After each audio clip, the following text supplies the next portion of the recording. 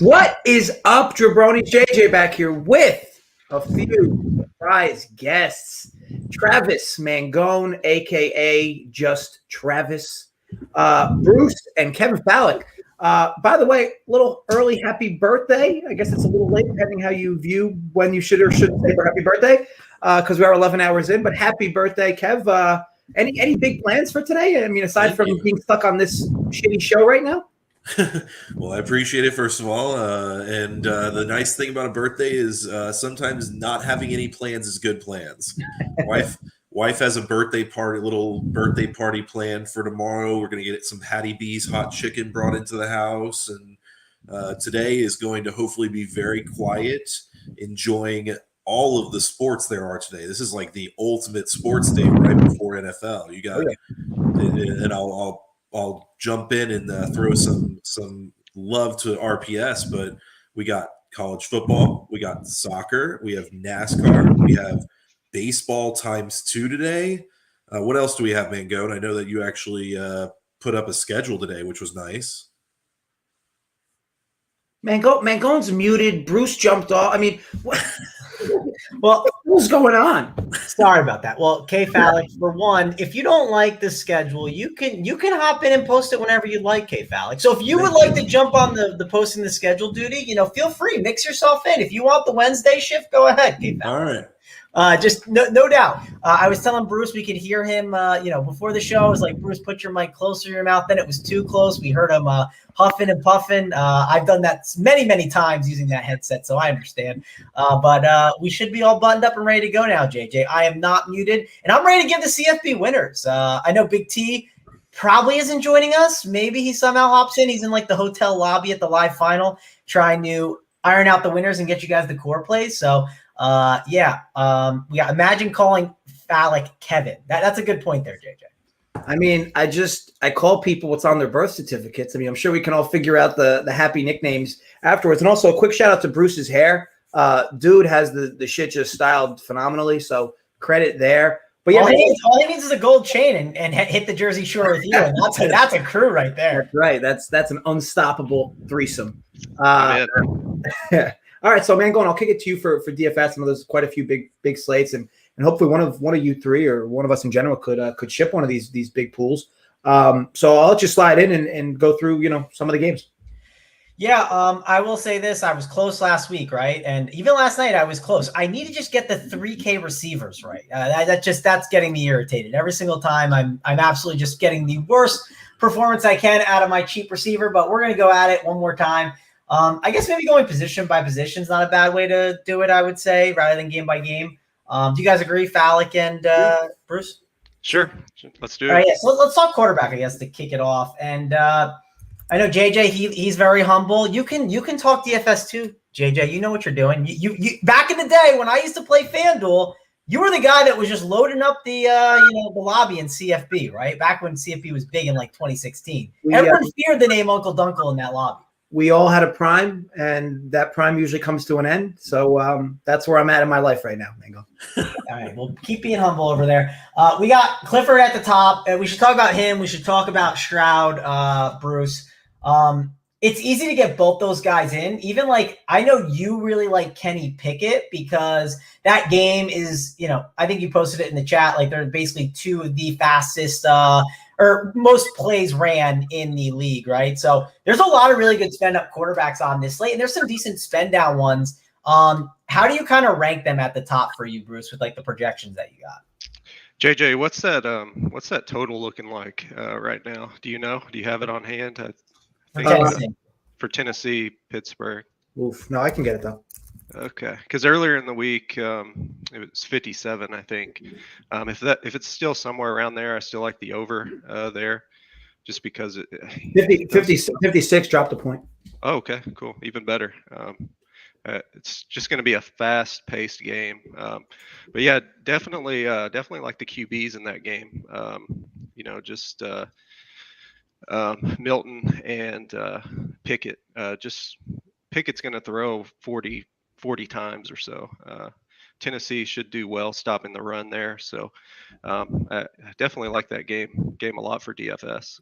And feel free because I know you mentioned there, Bruce, about you like to quarterbacks, because now it's like every book, at least in legal markets, they offer a ton of player props. You like Pickett or Milton over touchdowns or over the yards? I'll have to take a look at it, but definitely. I will say I looked at the QB props last night, like on DraftKings. I can pull it up on my phone here, and maybe we go through some of them. The props that I saw, all the quarterback ones just felt low. I was like, there's nothing that stuck out that I was like, okay, like that's a high one. Like Stroud last week, his stuck out, and I was like, okay, I was fading him, and I was like, should I fade him? Because I definitely thought about it a lot more when I saw the QB props. And the highest one that I saw was Stroud is 280.5 now, Pickett's 278.5, and Milton is 171.5. And I mean, those are like the highest ones, at least for these games that are on our slate, the 12 game that we're really looking at.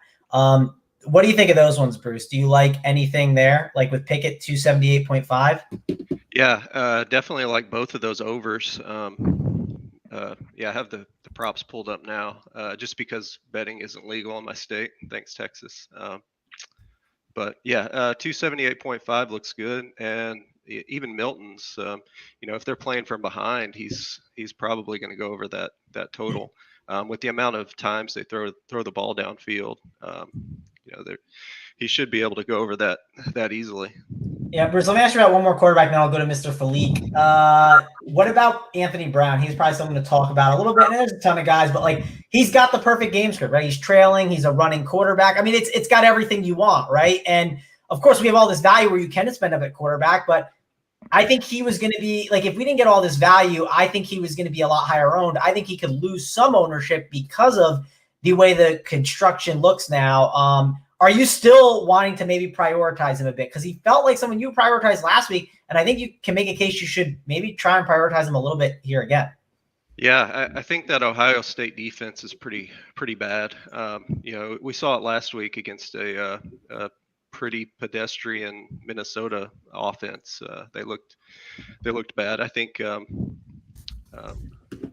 they could have been more competitive had it not been for injuries. So I definitely like him and Verdell a whole lot. Verdell's over under is 52.5 right now too, so that kind of looks good. I think he can go over that as well.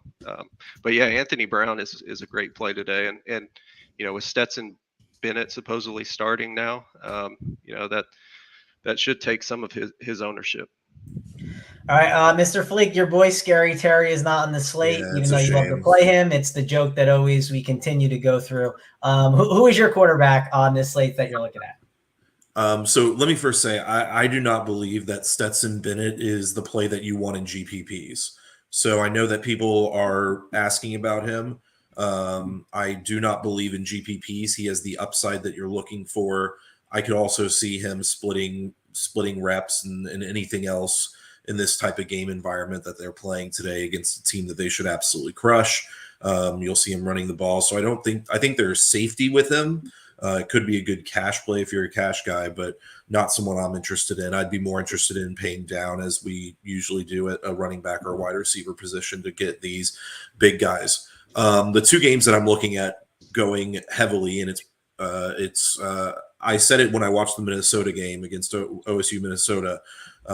Minnesota, who is not that great of a team, I anticipate them being one of the worst teams in the Big Ten, was able to pass against this OSU defense quite a bit. Right up the middle, they were just wide open, just running around all day.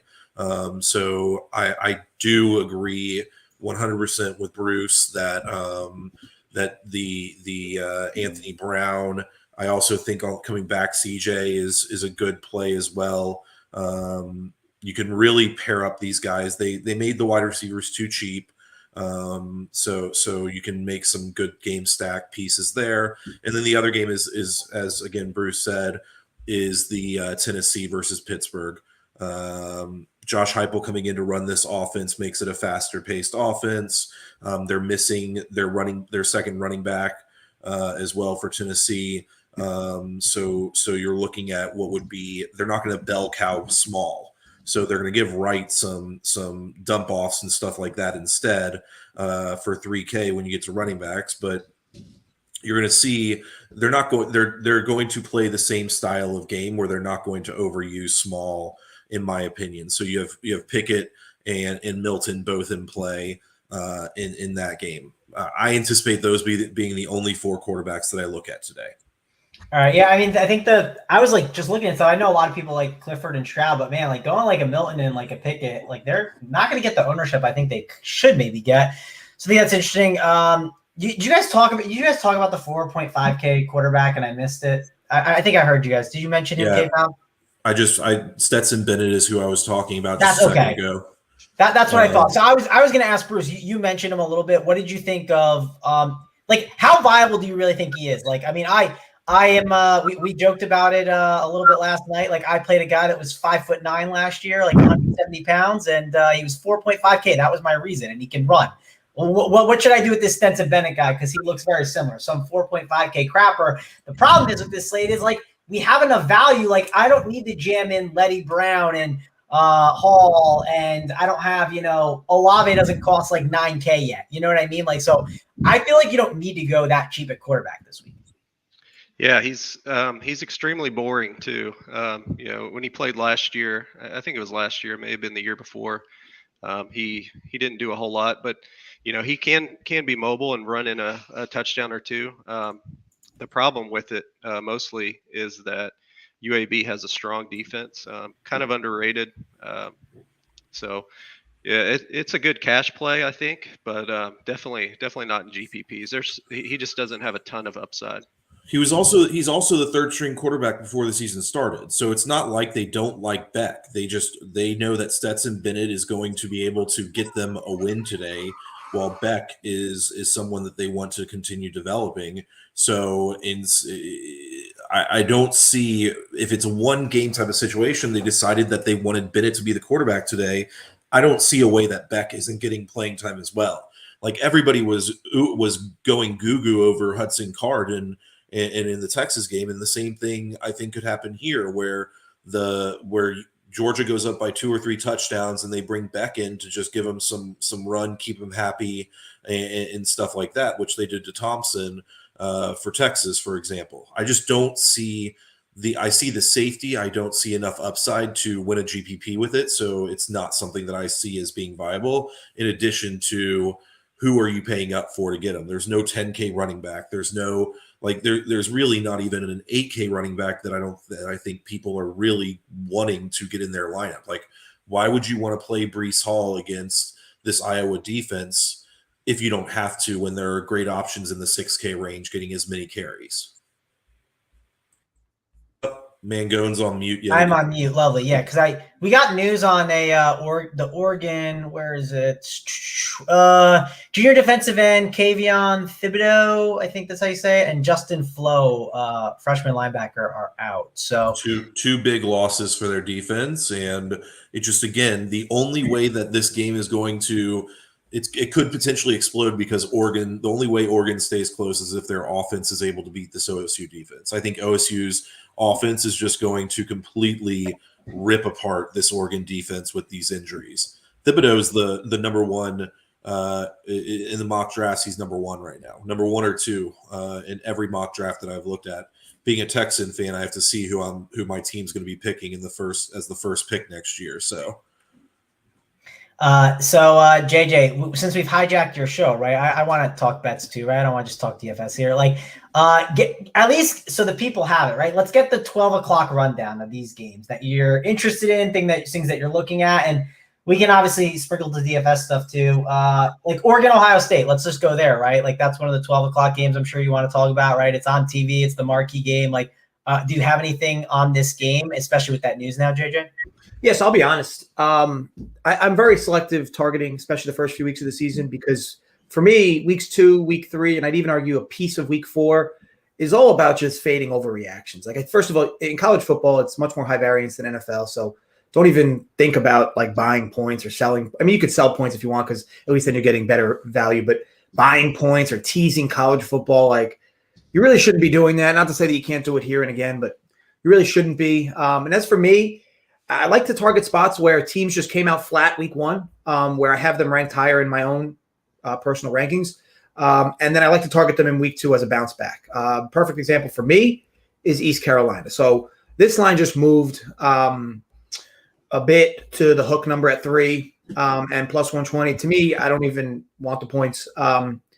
East Carolina money line, they're up to 120 now versus South Carolina. I don't know why South Carolina is getting, I mean, I guess at a surface level, I get why they're getting this type of respect. But they're a new head coach. This is a rebuilding program. East Carolina has a decent amount of what they had last year. And this team's got a potent enough offense led by, he's got to be a senior now, right? Ayler. But needless to say, I like the fact that I can get Ayler's at home off a bad game against a very susceptible defense in South Carolina. Now, look, I know South Carolina whipped EIU last week, but I mean, what does that even mean? I think they're going to get tested here, and I think that I'm getting the better team at home getting points off of an overreaction, poor week 1. So, yeah, I know that they're playing a Power 5 team, but a lot of factors for me have them as the slight favorite. So the fact that I can get them at plus 120, it's an auto fire. So consider that one of my best bets for the day. And what's that again, that bet? East Carolina. Now, Brandon mentioned to me that a different quarterback is starting. Does that mean was Ayler recently ruled out? You guys would know for DFS. Well, Bruce, aren't they doing something where they're switching them a little bit, or what happened there, Bruce? I haven't seen anything on that yet. Let me check the news. But I thought I saw something on it too. And again, there's like so much stuff flying, and we were out there like trying to get the stream going. I think I thought I saw it. But yeah, try to find that, and then obviously that can adjust. Maybe he was mentioning the South Carolina starting quarterback. Yeah, it's South Carolina. Looks like Noland is starting. So same as last week. But I don't see anything on ECU. This is our favorite grad assistant, right? Yeah, the guy that was at ISU and transferred South Carolina, and actually became a coach, and then now he's starting. So yeah, weird dynamic there. So yeah, based on the way this entire slate goes, slight lean Rutgers. I just can't bet them here. And outside of that, there's no other games, believe it or not, Mangone, that I even want to approach on this slate. There's only 12 games here, so it's not like the sample size is large, but I have a few games I like in the later afternoon and evening. All right, well, we'll do the DFS. We'll mix in some props maybe too with some stuff as well, and then we'll get to the later stuff because again, we're trying to get in what we can. Let's relax, Joseph. Okay, and let's get that. Why is he just going to sit on the sidelines and not come on the show when he makes comments like that? You know what it is? He got airbrushed and he just got out of a tanning bed before this picture here, and he looks nothing like this right now. So it's more of just showing his best side, which I don't blame him. Is what it is. I heard Joey Work is doing his best version of K Phallic, and he's saying, "I'm not coming on the show unless Big T's here." He's just absolutely holding everyone hostage like someone else did here. I'm not coming on. I was not trying to hold anyone hostage. I just know that if I'm talking college football and I'm doing it with Run Pure Sports, I'm doing it with Bruce Hines. And if there's anybody else that tries to talk college football and act like they know what they're talking about, no one knows more than Mr. Bruce Hines. I do think I know some, but Bruce Hines is going to lead this place to wonderful places. Bruce, if whenever you readjust your contract, if you want to make it where K Phallic is like, further than 20 feet away from you at all times, it's okay. We can put that in there. No worries. We'll do what we can to help you out. Let's go talk about the running backs, and this kind of segues into some of the earlier games too. So that'll be interesting to discuss. Particularly this small news. Bruce, talk about Tennessee and their running back situation. That's the first thing we should probably discuss because that's the biggest news that just dropped not too long ago. Yeah, it looks like Tyon Evans is out, so Jabari Small should get the majority of the carries there, and it makes Jalen Wright a little interesting for me. So he's a younger kid, and he played a little bit last week, so he interests me a little bit. Against this Pitt defense. I know Pitt has a pretty solid defense, but if they're going fast, they may tire them out a little bit. So Small would be the number one guy for me, and then maybe a little bit of Jalen Wright too. All right. Before I ask you about the top tier running backs, because it's a free show, I'm going to mention the RPS NFL 15 little promo, 15% off for life. Jungle, it works on the bet side too, right? So you can get all the content there. So tell the people what they're getting on the bet side from you guys, and then I'll go to the DFS stuff after, and then we'll talk running backs at the top. Yeah, so the bet side, I'm looking here today between my stuff and some Tyler college football and Joey's baseball and Kegs NASCAR. It looks like about 11 picks right now, and then I'll be in the Discord giving out a live player 2 in college football today. But again, you join, bets 25 off, catch 25% off. It'll wind up being like $13 for the week, something like that, with the code. Or if you go for the month, it's $45. But again, if you're already a DFS member, get you the bets free for a month. So you could try that way as well. And of course, we are loaded in NFL tomorrow. I'm looking here. We already got 9 plays up in NFL or 8 plays up in NFL, and there'll be plenty more before tomorrow. As I personally like to fade steam moves closer to game time tomorrow. But either way, head over. You get the whole package. You get all the live shows. There'll be a live show at Keg tomorrow from 1 to 4 with members only. So be sure to take advantage of that as well. And of course, you get the Discord, you get all the articles, you get all the live shows. All for cost-effective price. All sports. Yeah, and if you listen to our DFS and bets combined show that we did on Wednesday, Jay, he gave out the Cowboys team total, and he gave it on the sheet as well, and that hit 20.5. He had the over. I had the CD Lamb over on receiving yards, and Keg didn't also mention what I said on the show. Antonio Brown, first touchdown, 2-1 hit, and we sprinkled not first touchdown, anytime touchdown. We sprinkled the first touchdown. It didn't get there, but again, units, JJ. We did the old, That's right. 0.25. I forget what I put in there as it, but we didn't go the full units, right? It wasn't the 10-unit banger as the people do sometimes. That 14-1 didn't hit, but that's okay because the 2-1 anytime touchdown hit. So if you already watched some of the stuff or even signed up, because I had it on the sheet, you already got those winners. So, and then DFS side, we have everything. We have every single sport, one price. So check it out. College football, NFL, we have it all. Core plays, you don't want to miss out on it. RPS NFL 15. And JJ, give the people the 2 thumbs up because we got shit on in the chat. Oh, we gotta get a show. We gotta get a show. There's not enough likes, so get those likes up for us, guys. It helps us out. Yeah, you get us enough likes, and maybe we can convince the Bruiser to jump on with us, as in Bruce. And if we get Bruce, it looks like we get Phallic. So nice little dynamic duo. So increase the likes. So we can maybe get the show going weekly. All right, Bruce. So talk to me about the top end running backs, and then we'll go to Mr. Philippe. What are you doing with these guys? Like Breece Hall, he's obviously a great play. He's cheap, but it's a tough matchup. Kyron Williams is definitely someone that's getting some love. Goodson could be an interesting tournament play, even though it's Iowa versus Iowa State. There are options at the top. Even Noah Kane above 6K and Letty Brown at 6'1". There are options. They're not amazing, but they're definitely good options that I think you have to give a look at. Yeah, I think Kyron Williams is probably my top play. Any running back against a MAC team, I'm just gonna love right off the bat. Just the MAC defense is always bad, and Toledo's defensive line isn't great this year. So he's probably my number 1 play today. Isaiah Spiller's right there as well. He's going to get 20 carries and average at least 5 yards per carry or so, score a couple touchdowns. So I love him as well. Those are going to be 2 chalky guys, of course. A little worried about Noah Kane just because they have quite a few backs, and John Lovett may or may not be back today, so it just adds another guy. That would be like a 4-way. Kane will get the most carries, but just another guy to add to the group there. But yeah, with the top backs, those are probably my favorite.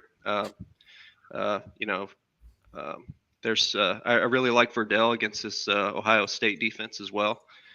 He's just too good, and if he avoids the fumbles that have plagued him in the past, he can have a big game as well. All right, and one last thing, Bruce, before I go to Phallic, is there any news that you're waiting on later on that we should talk about, like news that could be coming that you're maybe anticipating? Just mainly the Georgia starting quarterback. I'm going to have a late running back in my flex just to make sure, just in case, because if Carson Beck ends up starting, that's going to throw a big wrench the plans there. So it's just a little scary. $4,500 to trying to find a replacement for him in the S flex spot could be scary. All right, we'll go to you, Falga. I like Spiller. Spiller's really good, 6,700. There's a lot of good running backs. They're not amazing. You talked about Hall too. Like you mentioned it before. Like it's a good price, but it's not an amazing matchup. So what are you doing at running back? How are you handling this position?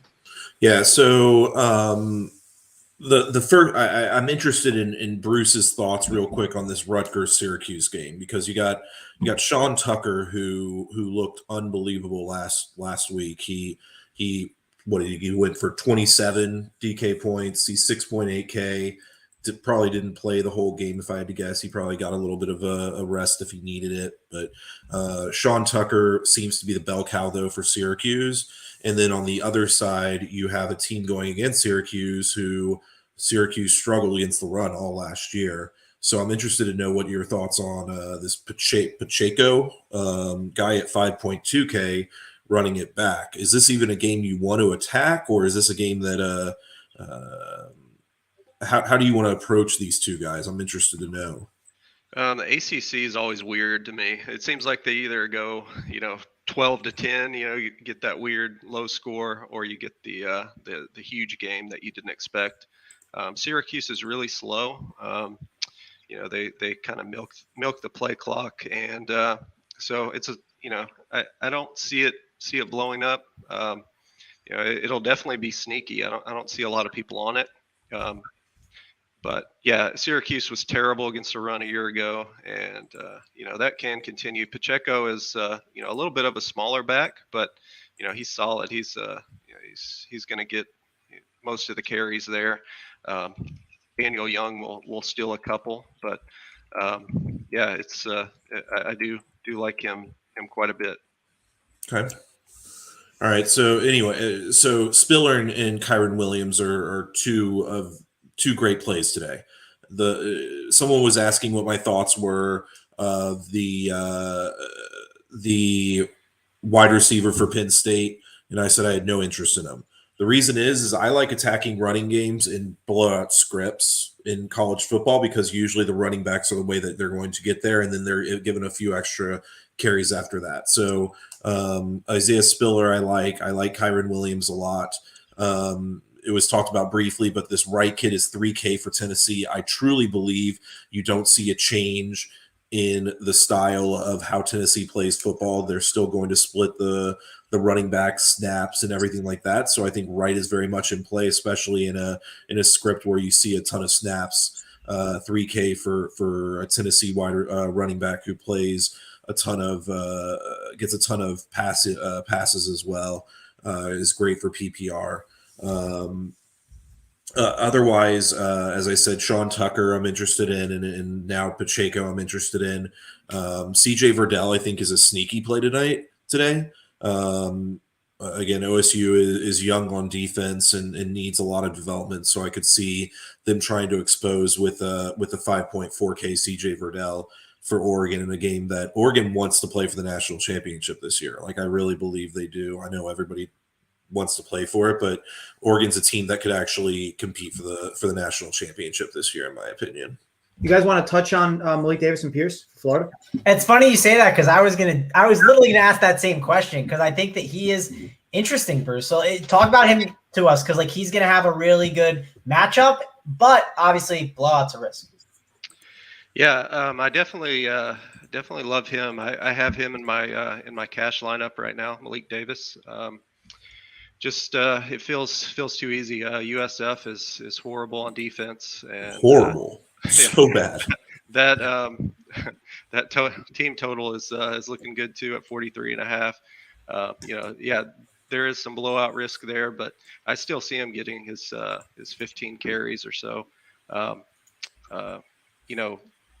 Pierce is more of the receiving back, and he had 5 targets a week ago, and 6 carries or so, and that was a blowout game, so he may get more than that. So I like him as well. He scored 2 touchdowns also, so that's an interesting game. Just got to avoid hopefully it'll stay close for a half or so. I definitely like Davis over Pierce if given the if putting a gun to my head there. So everyone, there's 14 minutes until lock. Just so y'all know, all of the cores are now up on the site. For those that are members, there are 6 DraftKings cores. There's 2.5 FanDuel. Bruce is finishing up his FanDuel right now. You can't beat 6 cores for college football. It's pretty incredible stuff. So thanks to the guys that are working on it, and Susie for working on it. Get on there and take a look. There's some great cores out there, a lot of different routes, a lot of similar routes. So, yep, for sure. Again, sign up RPS NFL 15, the 15% off. JJ, what are you gonna say? I can sign in with another bet here that I like. So at 3:30 today, Air Force Navy. I really like Navy plus a 6.5. This team just ran for 340 against Marshall. I know that the score, you look at it, it was like 47-7 or something, but like didn't indicate at all how well Navy ran the football. And I know last year Navy really struggled against Air Force, against like a depleted Air Force as well. I think they had like 90 or 100 total rushing yards, which is like their lowest output in years. However, I think that's all playing into this narrative, and I think that's why this line is lined at 6.5. And of course, look, and Air Force's first win was against Lafayette. What are they, the Leopards? I don't know. They're not a D1 team. So they let them score 14. They barely moved their offense well enough against them. When we say barely, they ran for like 350 or 360. But again, it's all at a surface level. You look at the scores, like Air Force barely ran for a few more yards than Navy did against Marshall.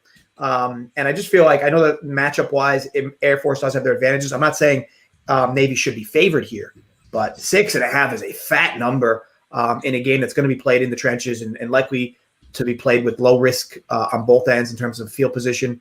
I'm happy to take the 6.5 there in what could be a close game. Look, Navy could upset as well, but I like the 6.5 a lot in this spot. And it goes back to what I was saying, where I like to target teams week 2, week 3 on overreaction spots. And I think you're getting a huge overreaction spot here if you want to back Navy. There you go. That's the bet there from JJ. Let's talk about the receivers real quick. We got like 12 minutes till our DFS lock. Then we'll talk some other bets. A little bit after. We'll go, Bruce. We'll go to you. Receiver. Here's a good question, right? If it was Dotson or Kyron Williams, right? Because they're in similar ranges, and like the build this week, you can maybe touch upon that too. Like typically, I think you're playing 2 quarterbacks this week. Pretty much every week, but. The flex spot. How are you using the flex spot? Like, would you go with Dotson over a Kyron Williams? And then talk about the top end receivers. Yeah, the wide receiver group is pretty strong this week, especially with Garrett Wilson at 5,900. Dotson also there. He could get 8 or 9 catches in this game if it stays close, which I think it will. Ball State has enough offense to keep it kind of close. If playing him, you could also play like a Justin Hall or a Johannes Tyler as well. That game is going to be chalkier than most, just because there's a lot of good offensive skill pieces there. But yeah, the top end is really loaded with Hall and even Jordan Addison there out of the slot for Pittsburgh. He's going to get a lot of looks. Michael Mayer, if that game somehow stays close, had 13 targets a week ago. And of course, Chris Olave there, he could go a little bit under-owned just because Garrett Wilson, is a little bit more affordable. So yeah, it's a loaded receiving slate. You could go 4 receivers on this slate instead of going 3 running backs. So it's just whatever whatever range you fall in and what you feel comfortable with. I think that's the way to go this week. Yeah, there's so many receivers, right? Just like Addison's a great option. You talk about at the top. Olave, Dotson, and there's a lot of really good value too. Where like these guys at the top are more so getting overlooked, right? Hyatt, who's in the Tennessee game. Justin Hall, you talked about him a little bit, the production he can see. Bo Melton from Rutgers. Obviously, Taj Harris, too cheap. I mean, there's just so many options, and we even talked about the value guys. Hey, Falik, how are you dealing with lineup construction this week? Are you getting a little bit different? And then what's some of the receivers at the top you like? No, I don't think I'm being too terribly different with lineup construction. I think the only thing that I'm doing is first of all, I think Garrett Wilson's 100% just play him at this price. It's a very tough fade. But what I'm trying to do again is just avoid these potential blowout spots at the wide receiver position. So if that's being different, you won't see me playing any Penn State guys. You won't see me playing any Notre Dame guys at wide receiver. You won't see me playing any Georgia guys. I probably won't be playing any Georgia guys, period. But it's just I don't see the upside from those guys. I am playing. I really believe in this Jalen Wright play. Is the 3K play that I believe in. I know Bruce has brought up Bryson Green as well. I think both of them are very good plays today. I think Bryson Green should be more like a 4K player probably. And you got a better quarterback playing today, so I'm interested in him. In regards to wide receiver, as I said, I think you just plug in Garrett Wilson. So that's step one, and then you just match up the rest with your quarterbacks in the games that you're wanting to attack. I don't see much that I'm like, I have to get this guy down here at 4K today or whatever. I think you just hang out in that 6K range, except for Bryson, is how I'm looking at it. I'm interested to know, Bruce, who's the, or in Mangone as well, obviously, who's the Oregon run back in this slate? Because I have not figured out who the Oregon run back is today. I'm not messing with it. Like I don't know. I played shitty Franklin the Turtle last week at Green Bay, and it didn't work out, and I'm tilted about it. So they just mix too many guys in, right? I'd rather not play the guessing game. If it was a 4-game slate, I'd play the guessing game. It's just not a 4-game slate. It's a 12-gamer with a lot of good value. I don't always think you have to run it back when the slate is that loaded. Bruce, what's your thought? I like Micah Pittman quite a bit. He was on the field for almost the whole game. He has the talent. His brother's in the NFL playing for the Colts. He's a similar receiver. 4,200. You don't have to spend too much for him either. You could go with a Johnny Johnson as well at 5,100. Also on the field most of the game. And if you want to go even deeper, Spencer Webb at tight end, also a solid play. He's probably one of the best receiving tight ends in the nation too. If they're throwing quite a bit, he should see a lot of action. Bruce, here's a question for you. So I'm in a chat, and Hector is mad because you didn't actually answer the question that I asked. We asked the same exact question. He asked it to me, and he wanted me to ask it to you, and I was thinking the same thing. So is it Dotson or Kyron Williams, Bruce? You did the tout thing. You danced around it. Which one is it? Yeah, I guess that was the political way of answering it. It's a tough one. That's why I said it. I mean, it's difficult. I mean, it's not easy because I do think 4 wide receivers is in play this week. Yeah, I have both in my cash lineup right now, so that's why it's a tough question for me. I would lean Dotson just because I think that game's going to stay close throughout. Dotson. All right, and I'll say this: I think Notre Dame. Wait. If that game stays close, how's it staying close? Let's talk through that. I think that if you're going to say that type of comment, then you got to say what is it going to take for that game to stay close, because that means that somebody is going to be in play on Ball State's side with how cheap they are. Yep, definitely. Miller. Let's see. Let me pull up their stats here real quick. Hall, actually, Miller was the wide receiver from last year. Justin Hall, he's 6,300. He's going to be on the field, and he's one of the best playmakers in the nation at wide receiver. He's going to be out wide, so I do like him. If the game's going to stay close, he's going to have to I don't think it stays. It should stay within 2 touchdowns. Let's say that. If it does, he's going to have a big game. Johannes Tyler at 4,200.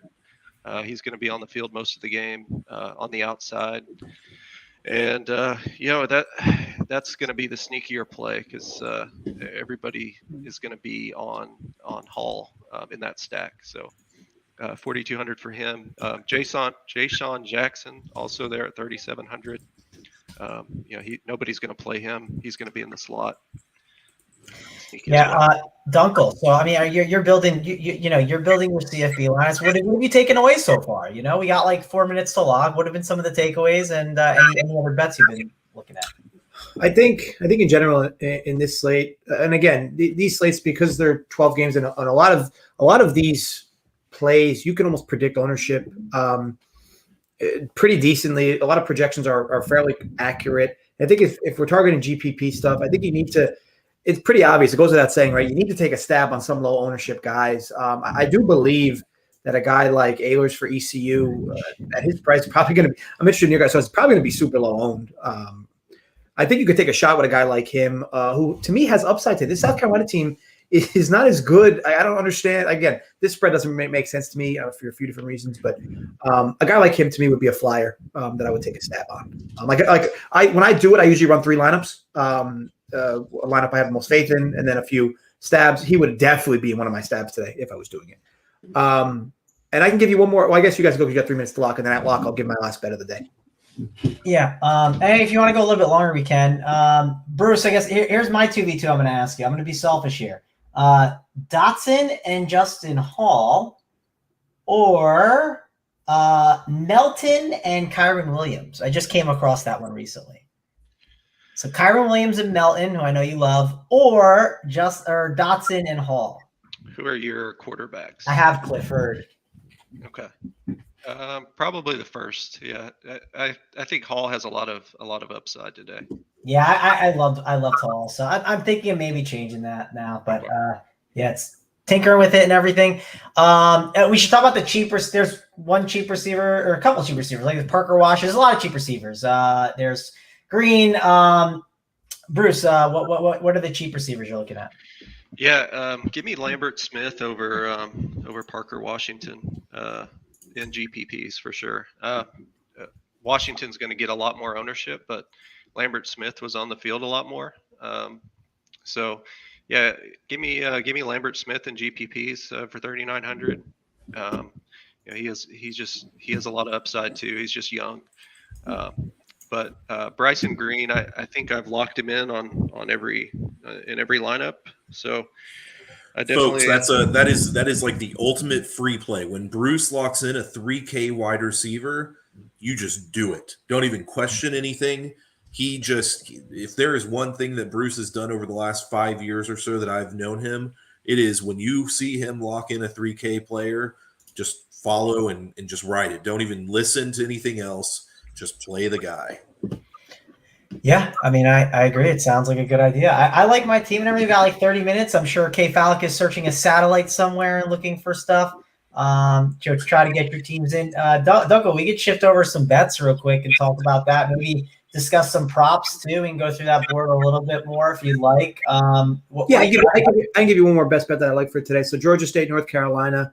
I really like this over 66. This number's come down a bit from 69, and I'd argue it opened light as it is because both teams didn't score anything in week 1. Let's not forget Howell is preseason front runner for the Heisman, and he played like absolute shit last week.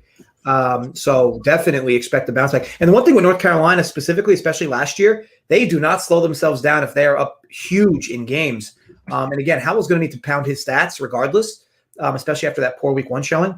And Georgia State, like this team brought back a ton of its offensive weapons. They play super fast. North Carolina plays fast. Both these teams, by the way, were slowed down last week by snails.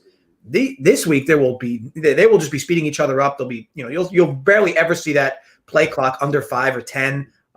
Both teams run, and of course North Carolina airs the ball downfield. Georgia State has no problem airing it either. Dual threat quarterback on their end.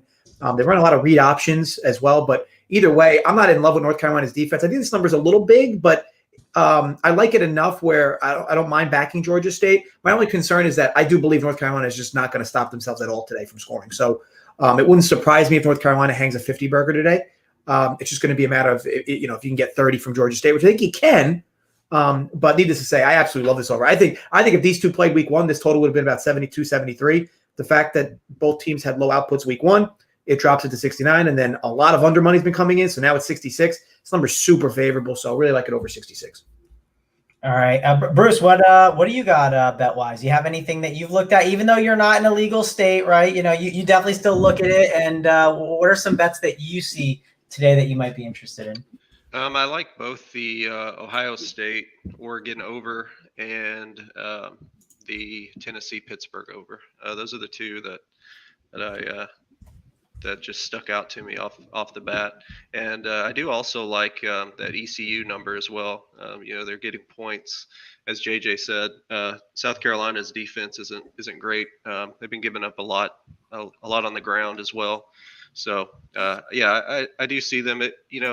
People see South Carolina, they see the SEC school, but yeah, they're just not a good football team, and I think ECU will be able to move the ball a little bit. Phallic, Bruce, love it. There you go. I like the call. Phallic, what do you got? One more I'll add in, and it's just I feel like it's the line's too low. Is Georgia minus 22.5. I think that they just lay it on this team. I really do. They just do what they do. Couple rushing touchdowns. The quarterback comes in and does a 5-yard RPO type situation, and then you got a defensive touchdown, and you're going to win. Get there, ECU! Touchdown! Let's go, Ailers. You love to see it. All right. There's a quick 80-yard TD for my boy. Ailers to who? Who was it? CJ? I don't know. Dude was just in a meadow. Oh, well. Probably CJ. Hopefully this is after the play. Oh, it was after the play. We're good. Oh, penalty? Yeah, after the play, though. I will say I liked Ailers today. I was looking at him. Obviously, it's a long slate, but that's a nice way to kick it off if you have him, right? That's a great way to start. Nothing better than the 80-yard touchdown to kick it off. I still don't know who it was, by the way, if you guys found out. Yeah, I think no, it's not up yet. But I bet it's CJ Johnson. Let's just let's see. No, not up yet. No idea. So while you guys were figuring that out, I'll recap some of Dunkel's bets. I think you put him in the chat, right? I don't know if you have them off the top. Yeah, you have ECU money line plus 120 for as JJ does 0.5 units because he's a puss in the first 3 weeks. It's okay, JJ, no worries. 0.5 units. We got the next one is let's see. You had the Navy plus. Yeah, Navy plus 6.5, and then over 66.5. North Carolina, Georgia State.